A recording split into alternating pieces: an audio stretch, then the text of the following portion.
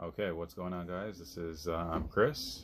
This is my wife, Anika, right? And we are going to be interviewing her today, and to just give you guys an idea of what goes on in the background. Of course, you guys see a lot of fencing videos and the finished product and everything like that, but I want to make videos that are a little bit different and show the moving parts, if you will, but behind the scenes. And this is a very important moving part, if I do say so myself. And she's great. So if you don't mind, we can get right into it. Yes, that's fine. Okay, so sorry, full disclosure, I don't know what he's gonna ask me, so pray for me. No, they're pretty simple questions. Okay. So what did you think when I first decided that I want to get into the fencing industry, the fencing trade or whatnot? I thought it was a good idea. Usually when you present ideas to me, for someone who doesn't know you, they might think, oh, that seems a little far out there, particularly because you're introverted and it's such an outgoing business to start. But you had a business plan. You'd already done your research about the time you were in New Jersey, about what the market was demanding, what your margins could be, what it would require to make sure you're building sturdy, solid fences, what you kind of guarantees you can offer, how much warranty is required and how you can go above that. And you're really confident in how we can execute on it. And it wasn't just a dream, it was a structured business plan. When you came to me, it was a structured business plan. It required a lot, and from the get-go we knew it was going to require a lot. Probably not as much as it did require, we didn't know, but I knew it was going to require a lot of sacrifices on both our parts. And I was like, yeah, let's do it. I mean, you had the plan. You had a plan. It's one thing if somebody says, hey, I want this to happen, we're going to be millionaires, blah, blah, blah. But if you don't have a plan or a structure for how we're going to get there, then I can't be confident in it. And you didn't leave any holes or any reason for me to ask any exceptional questions when you came and said this is what you wanted to do. It meant we would spend even less time together, and do less couple-like things. But we made an effort from the beginning to be intentional about communication, and I think it served us well over the years. We make really good business partners in this. I'll say that. Okay. What was it like being out in the early days, right? The early days of it all, and coming out into the field with me. Listen. So you work a regular job. We're not going to say where you work. I can say what I do, maybe not for who. Okay, but you would, when in the early days when I said, okay, starting this business, and I need some help, and after you get off work, I need you to come out here. Mind you, you've been working all day, right? I need you to come out here and help me dig some holes, right, and move some lumber. What was that like?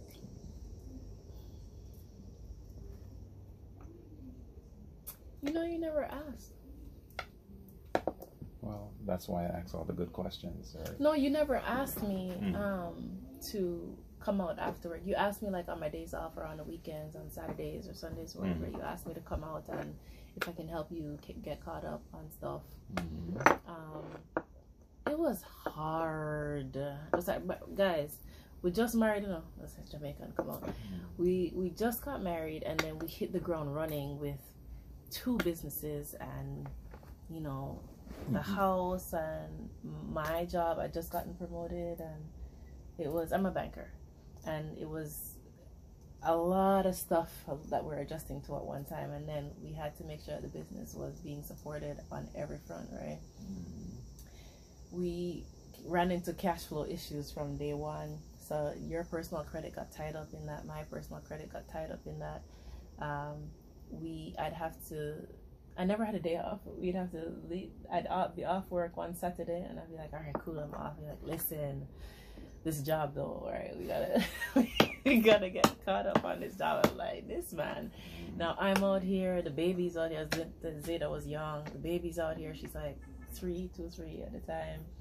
You know, I have to have her in the car seat with a mosquito net, and it was tough.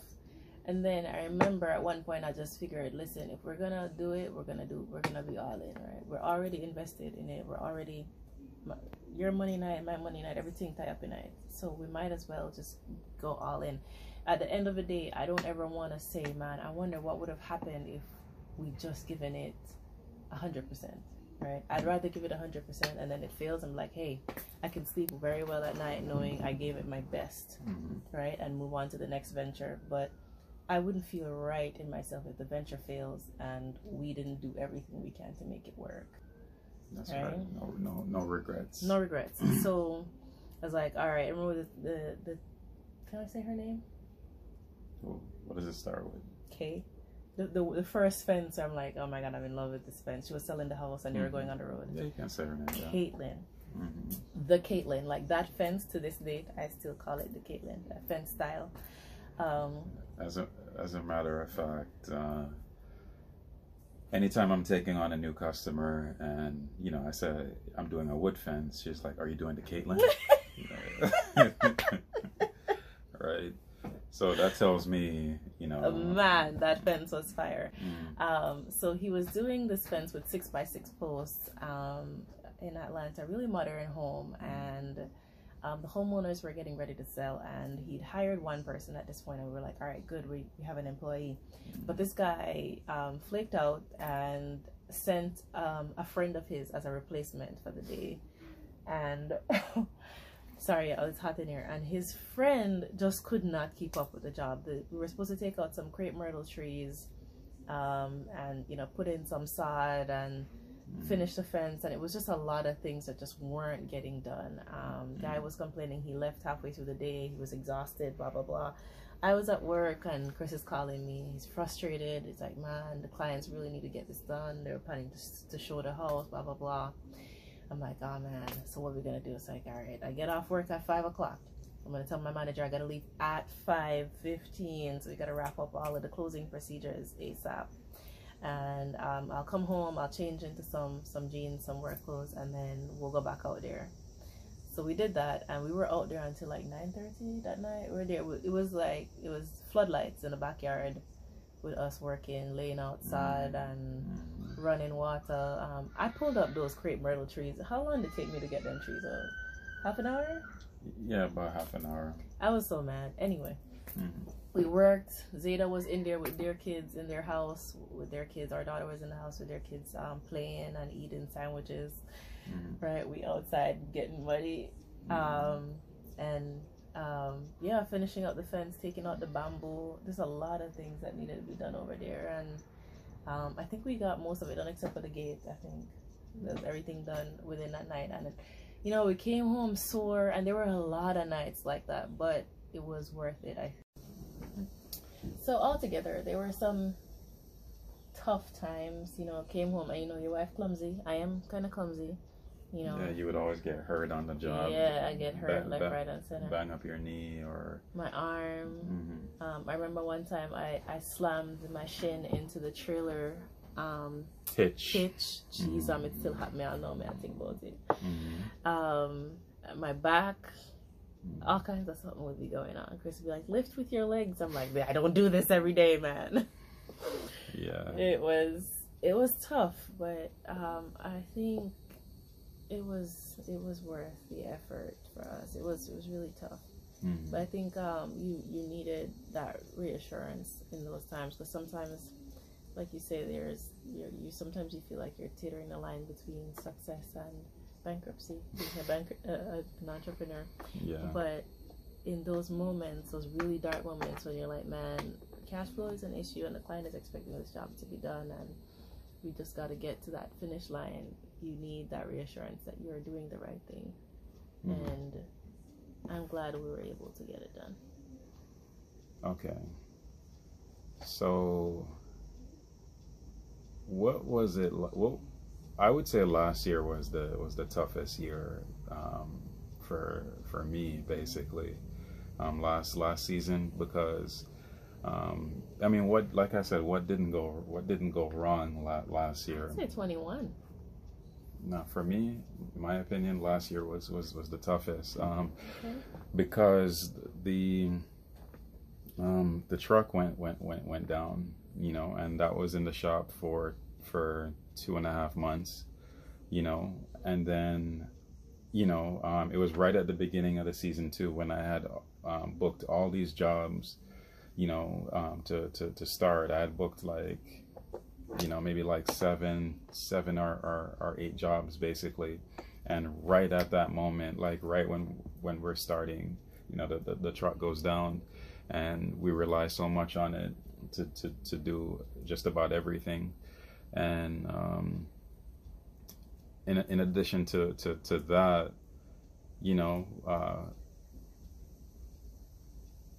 we got COVID last year, We did. you know, so trying to keep up with the pace and trying to get caught back up, from being in the hole, you know, was tough. Like, I was barely home, you know. I was always at work. I was never, you know, I would work Sunday through Sunday, basically. Yeah. You know, as opposed to previous years, I might have a weekend off here and there, you know what I mean? But last year I was just, you know, out there. What was that like for you as a spouse, basically, you know, dealing with that, you know? Of course, you love your husband and you want to spend time with him, but, you know, we have this goal, or we have this thing that we're trying to do together, and we both of our monies are tied up in it, and you understand, you know, the situation. You understand the situation. What was that like for you, you know, in those times? And not just in those times, but in general, being your wife is hard. It's hard work. It's a full-time job. Really? What I mean by that is it's emotional. Mm-hmm. You're not a difficult person to be married to. You're pretty easygoing. Like, I can cook the same thing Monday and cook like a ginormous pot of the same thing, and you'd eat leftovers, like different parcels, Tuesday through Friday, as long as it fills you up and it's something that you like and it makes you happy. Mm-hmm. You just like my cooking. You don't really care if I get a freshly, you know, a different entree Mm-hmm. for breakfast, lunch, and dinner. You know, you're supportive with the kids and things like that in the homestead. But I mean, it's difficult because all of those things mean we're really good partners in terms of working together, but we don't get to spend as much quality, I have to be careful how to choose these words, as much quality time with each other as we probably would like. And sometimes interactions can be really, when you compartmentalize, you can be really callous, you know, because you're focused on this and this alone. And I am not a wife in that moment. I'm something else. I'm a secretary / housemate. Yeah. And so the instructions are very clipped and direct, and I'm like, you could say good morning, honey.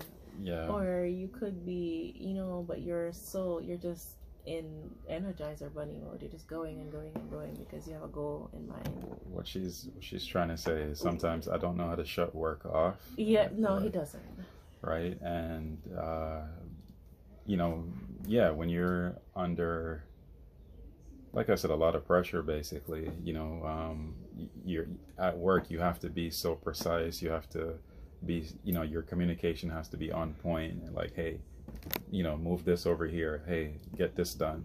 You know, we don't have time to give a long dialogue, and I don't, not to say I'm a mean guy at work. The guys that work for me would never say that, you know, but, you know, you have to be very straightforward, like, hey, we gotta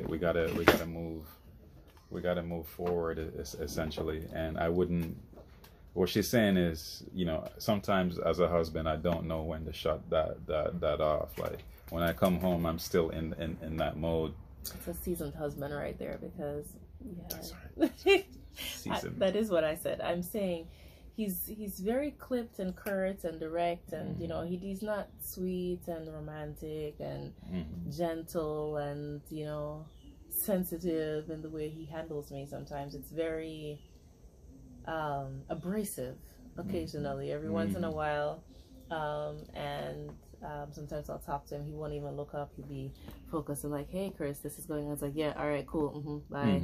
You know, and he's into the computer, so there is no, sometimes we don't connect, and sometimes we'll go like a month, maybe 2, and we don't really like have any quality time to connect. And mentally and emotionally, that's a little stressful. You're like, man, I'm losing my charm.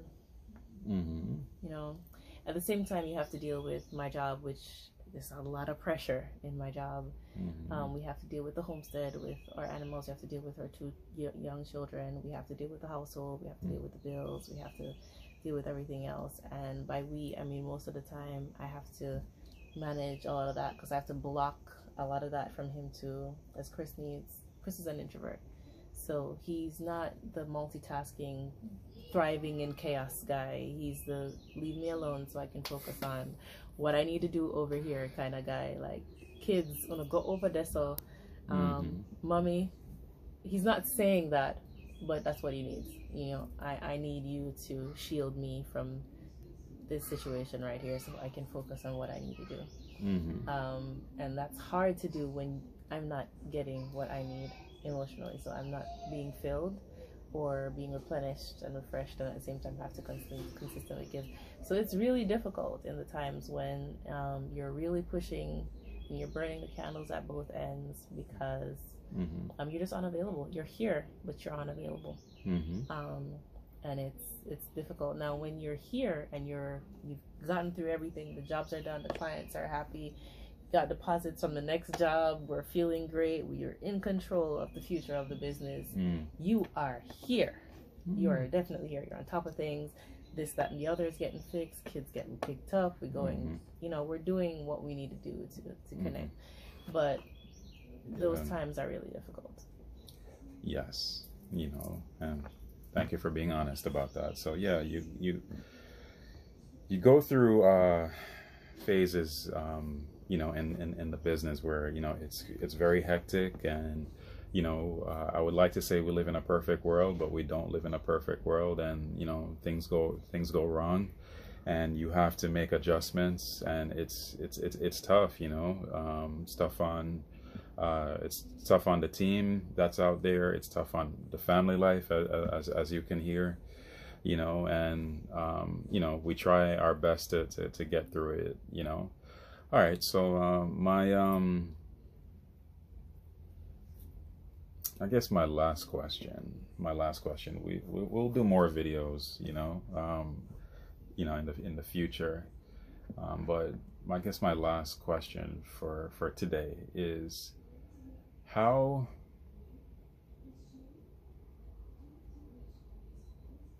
I don't want to word this right.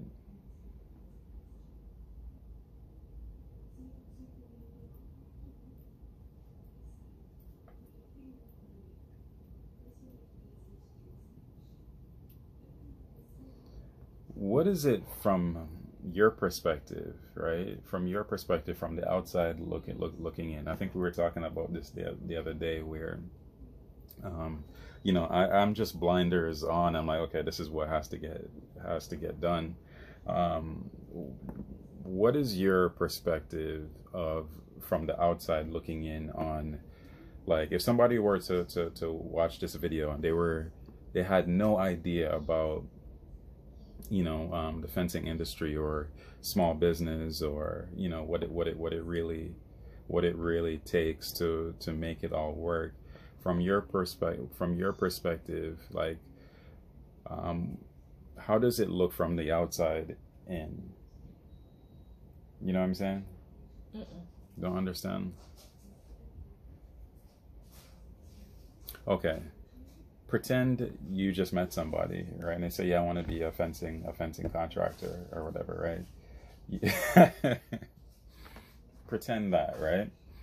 And what would you say to them, like, to compare what you've seen with me, and say to them, like, hey, you got to look out for this, be prepared to work this much, be prepared to do this, like how is that? You understand the question now?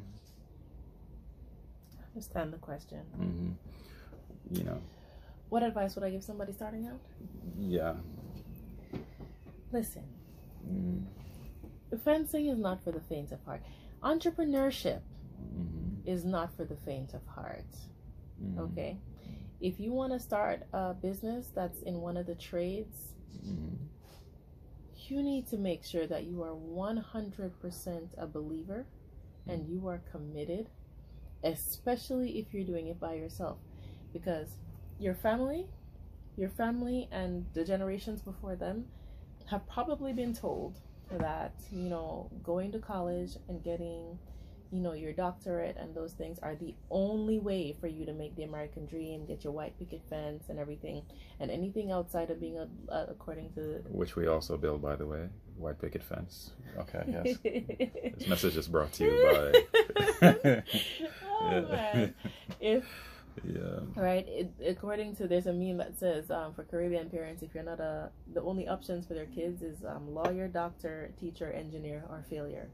Right. It's a joke, but there's a perception that you have to go this particular path and in these particular steps in order to succeed. And when you decide that you believe that you want to pursue entrepreneurship, it's a lonely road. There aren't as many people in your circle, as in a lot of the people who are business owners in my circles have said this, that when they decided to branch off, their family members or their relatives don't support them as much as they'd like, or they support them from their own paradigm, so they can only give you advice based on what they know. You don't have anybody around you who's ever done it most times, or sometimes the persons who've done it, they're so far along that the advice that they're giving you is so far removed from where you are and what you need. You feel isolated, like you're in an island out here. So be prepared, right, for all things to fall very heavily on your shoulder. You're going to have to learn to be an expert at marketing. You're going to have to learn to be an expert at writing code. You're going to have to learn to be an expert at video editing. You're going to have to learn to be an expert at communication. You have to learn to be an expert at doing invoices, at doing your accounting, at making sure you're doing the analytics, at making sure that you are ordering material, you're keeping up with the cash flow, you're keeping up with... there's so many moving parts, right, that you have to make sure that you're an expert on real fast, quick, and in a hurry, so you don't lose out on the value of your investment, because you've already put, especially if you already put your life savings into it, and it's going to ask you for it. Your business is going to demand your life savings and a pint of blood. Okay? Mm-hmm. So be prepared to put your all into it. Be prepared to have your mental fortitude and your mettle tested to the limit. To the limit. All of the variables that you could possibly think of are going to happen, and have a plan A, B, C, D for. They're going to be broken. You're going to have something else that's going to ask for plan E, down to a plan Z, right? And you're just going to have to learn to roll with the punches and be very flexible, right? Be very flexible and adaptable. Your work ethic has to be unthwarted. Get up and do the same thing day in, day out. Do the routines. Follow through with your process no matter how you feel, because consistency is what's going to get you over that hump, right? Most businesses fail out within 5 years of establishment. Those 5 years are some critical, 5 to 7 years now, because inflation is killing everybody. So those 7 years, those first 7 years are going to demand everything you've got. Bring everything you've got. It's not easy, right? You see people out here, they're making north of $500,000 a year, a couple $1 million a year, whatever they're making. They have 20 employees, they have 10 trucks on the road, them drive them nice car, them have them nice house, them have them land spread out. What you don't know you really, honest to God, don't know where they've been and what they've had to put in to get there, how they've slept out on the street, or how they've sacrificed their relationships, their marriages, their, you know, so much to make sure that they're able to get to where they are. Respect to that growth, right? And be prepared to put in the work, because it's going to demand the work. There is no shortcut to getting this right.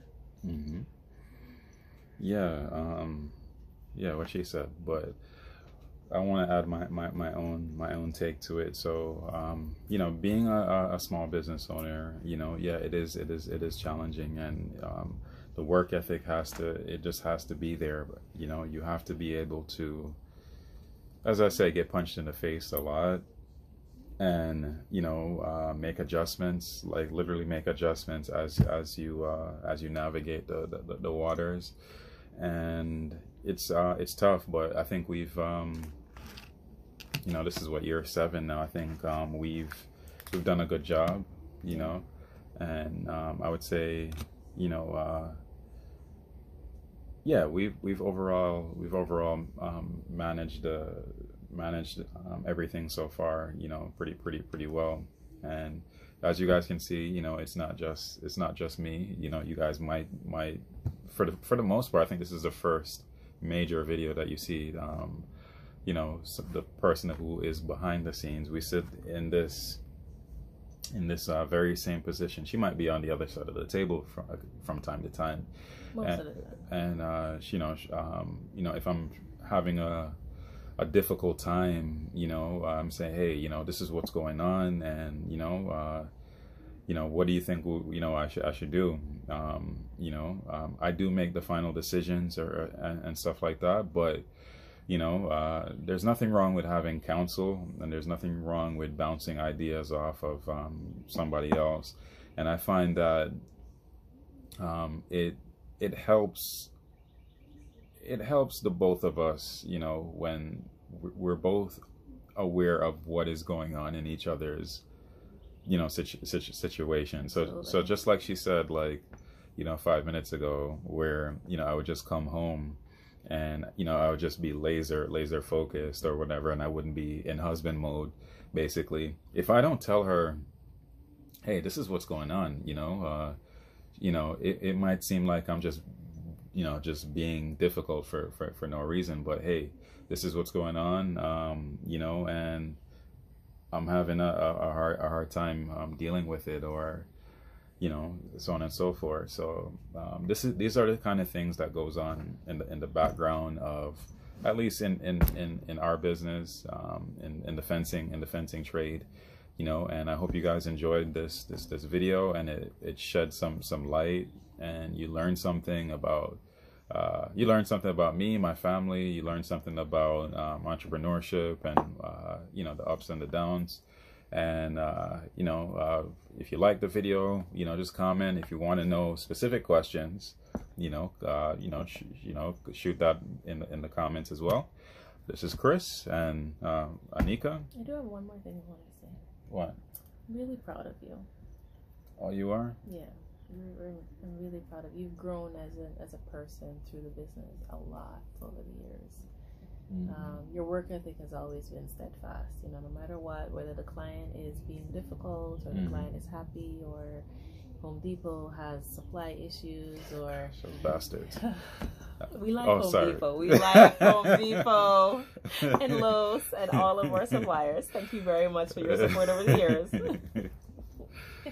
I'd be trying me, man. So, you know, whatever's going on with Home Depot, or whatever's going on with the client, or the contract, or the communication, or the cash flow, you've learned to adapt through a lot of things. And you learn to be a much better communicator, not only with me, but with the clients, with your team, and with your community. And I think it's helps you build a network, and be more successful as a business owner. So I'll say I'm really proud of you. No, thank you, there. In that, and you should be proud of yourself too. I helped, but I think you put in the majority of the work. Yeah, you know, thank you. So, all right, guys, have a good one. I'll see you guys in the next video, and take care. Bye. Bye.